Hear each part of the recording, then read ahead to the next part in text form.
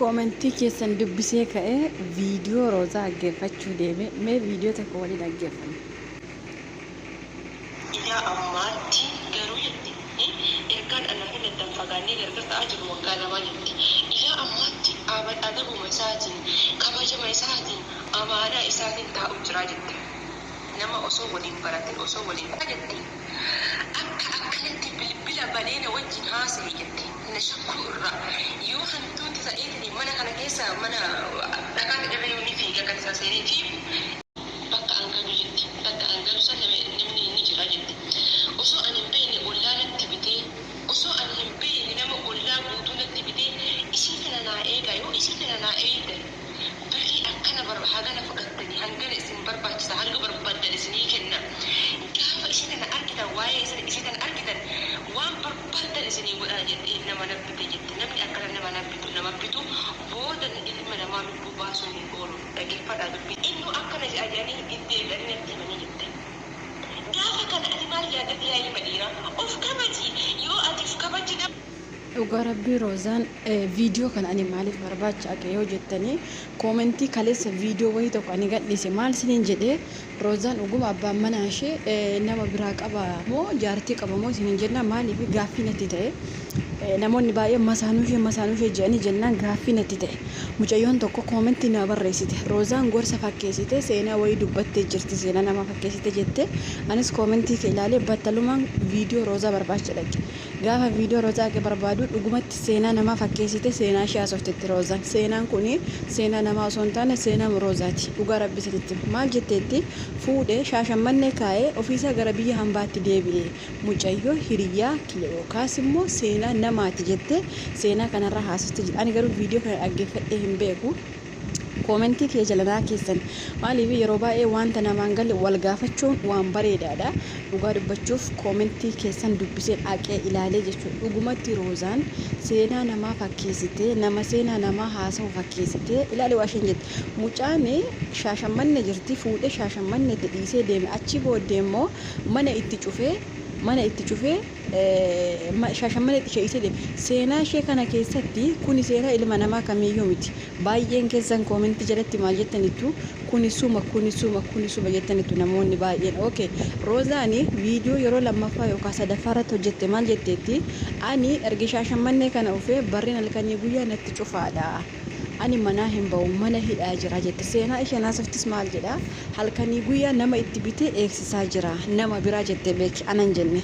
Seenaa ishee akka seenaa namaatti haasofte jirti seenaa kana gin dhugaa dubbachuu fi Roozaa kana as achi barbaadu Roozaan baddee maali taate jechuu ajandaa baay'isuun hin barbaachisu. Isaanuu waan beekaniif calcanii maatiinuu waan beekaniif calcanii jiran warri biyya keessa waan beekaniif calcanii jiran an dhugaa dubbachuuf amma naagalee jira. Kana booda garuu yeroo dura baay'ee takka cinqamee ture gin viidiyoo kana dhaggeeffadhee akka seenaa namaatti haasofte beeki. Akka seenaa namaatti seenaa ofii himatte namni hinaafu dhugumatti guyyaa tokko lubbuu namaa baasa. Komentiin achi jala maal jedha mucayyoo sanaa ergi seenaa ishee himtee kaa'ate akka taajjuu shurrubbee godha waan ta'eef jalaa deemi jedhii jettanitti komentii keessan dubbisaa oole. Isheen garuu maal jette mucayyoon suni waa irra ga'uuf yookaas immoo waa gochuuf yookaan jalaa deemuun waa xiqqoo ishee hafe natti fakkaata. Gubattee jirti, aartee jirti, nama itti bitee jira, asin deemtu achin deemtu sababii hinaafa silkii keessaa hin ba'u inni jettee jirti. Roozaan dhugumatti himattee jirti. Seenaa nama fakkeessite haasofte. Dhugumatti seenaa nama fakkeessite seenaa ishee haasofte. Ergi seenaa namaa haasofte ta'e Roozaanii otoo seenaa namaa ta'e otoo seenaa ishee miti ta'e maaliif boossimee viidiyoo ishee dhaggeeffadha. yuutuubii ishee jala seenaati viidiyoo ishee seenaa garaa nama nyaatu jedha mata dureen ishee. Mee viidiyoo sana sirriimatti dhaggeeffadha. Imboos imimmaantu ishee hudha yeroo haasoftu. Ergi seenaa namaa haasofti ta'e namni seenaa namaa haasa'u imimmaan isa hudha. Maaliif seenaa namarra haasa'aa jira waan ta'eef jechuudha. Roozaan garuu otoo hudhamtu haasofti viidiyoo sana.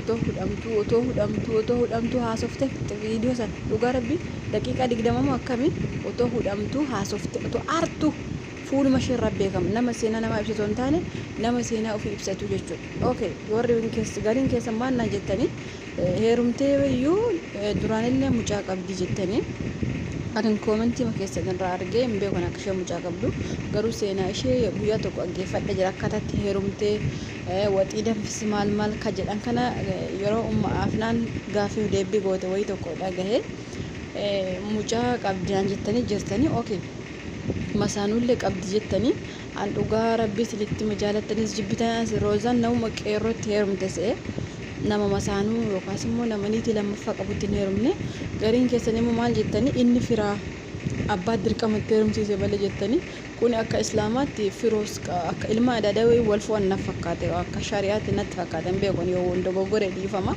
bakka saudii kana keessa shari'aan nu eeyyama jedhanii akka itti bu'uu jiranii okay nuuni ilaallatu firas ta'e alaga garuu roozaan seenaa ishee akkanatti himattee dhugaa rabbii silitti intalaan kun shaashammanni keessa jiraatti akkanatti daafii hinaaffaa silkii keessa halkanii guyyaa oolee bulee nama itti bite duubaanii maal jette roozaan immoo viidiyoo ishee kaan keessatti ani mana hin ba'u akkuma nama mana hidhaa jiraatutti hin jiraachuu jira jettee turte isinii galeeme haa ta'uyyuu malee kuni ifatti himachaa turte haasa'achaa turte garuu namni keenya irra caalaan akka ishee waa piraankii nawwachuu jirtutti fudhanneetu roozaa kana shilleessine malee dhugaa rabbi isinitti hima roozaan dhibba himattee turte himattee bakka viidiyoo kanarraa wanti baratamu kanaa booddee roozaan eessa jirti roozaan akkam taate jechuun hin barbaachisu maaliif himattee jirti viidiyoo isheen akka seenaatti himte kuni dhugaa rabbi isinitti hima jaalattanis jibbitanis seenaan sun seenaa roozaati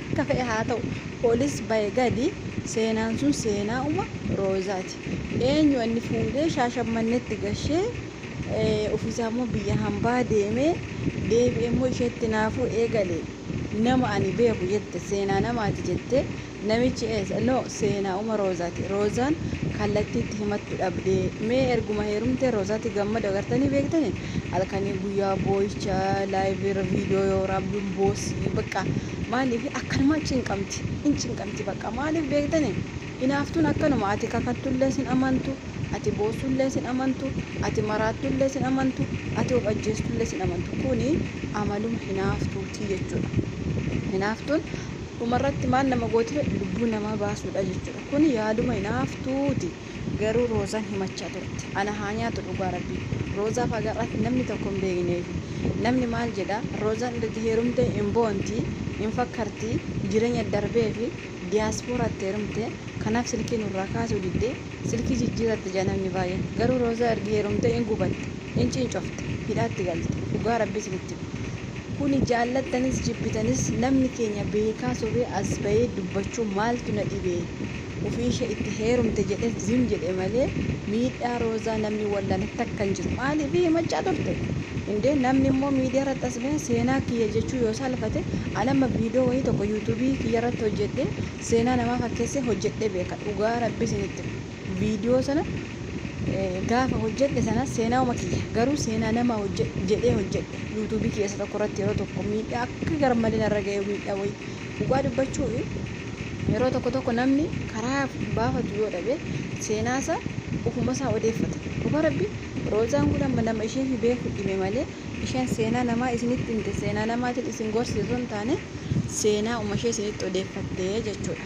baay'ee takka gara nama nyaattu otoo akkatti boosuu otoo watwaattuu yaa oromoo du'aa naa godha yaa oromoo akka amantaa keessanitti naa kadha otoo jettu gaafa ija keessan dura abamtu garaa isin nyaattu dhugaa rabbi meeqan keessan garaa nyaatamee viidiyoo rooza guyyaatti meeqa deddeebitanii ilaaltu yuutuubii ani guyyaatti 5 deebi'ee ilaala dhugaa rabbi maaliif garaa na nyaatti akka malee baddi nama ishee fi dirmatu dhabdee bakka inni himattullee roozaan kun miidhaa ishee himattu akka nama hacuucamtee badde jechuudha.